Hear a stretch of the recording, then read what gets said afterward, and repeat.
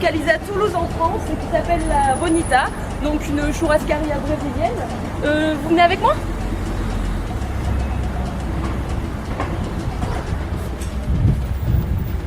Je vous présente Michel, le propriétaire du restaurant.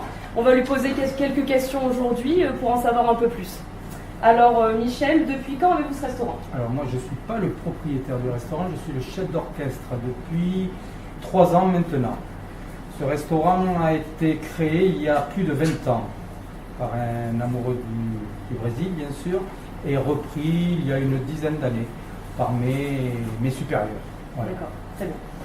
Et comment avez-vous découvert en fait vous la culture brésilienne? C'est par le biais du restaurant en fait? C'est par le biais totalement du restaurant. Donc sur le tas en fait on dirait. Oui. Hein. Donc vous êtes de quelle origine? Vous êtes français? Je suis français. D'accord. De Toulouse? De Toulouse, un vrai Toulousain. Un vrai Toulousain. Et alors est-ce que vous avez une clientèle brésilienne qui vient à ce restaurant? Oui, on a une clientèle brésilienne de touristes et beaucoup de Portugais bien sûr, puisque c'est la même langue et puis même au niveau de la nourriture, on trouve les mêmes plats. D'accord, très bien.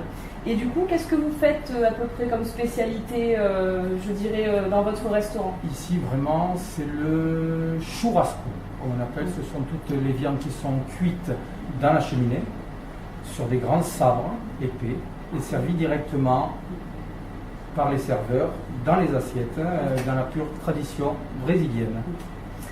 Est-ce que vous adaptez ces spécialités en fait à la France? On adapte ces spécialités, par exemple au niveau des cœurs de volaille qui sont généralement proposés au Brésil. Nous, on a décidé de faire du cœur de canard pour travailler aussi, bien sûr, les produits de région. D'accord, très bien.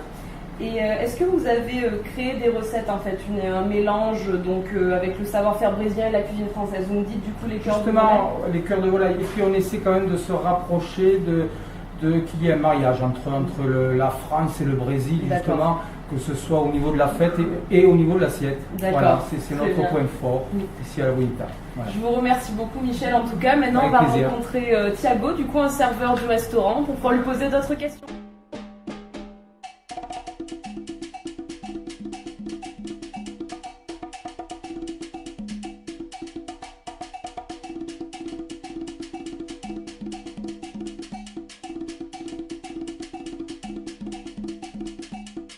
Alors maintenant, on va rencontrer Thiago qui est donc serveur depuis 5 mois à la Bonita et on va lui poser 2-3 questions. Alors Thiago, trouvez-vous que la culture brésilienne est présente en France et à Toulouse? Oui, je pense.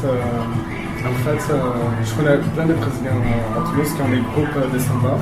Et ça rencontre parfois dans les parcs, au centre-ville, surtout au jardin japonais ou à côté du conseil général. Et voilà, on fait des efforts, on n'est pas très nombreux à Toulouse, c'est vrai, il y a plus de Brésiliens à Paris ou même à Bordeaux, mais le peu qu'il y a, on essaie de faire. Et ils viennent ici? Des fois. Des fois, d'accord.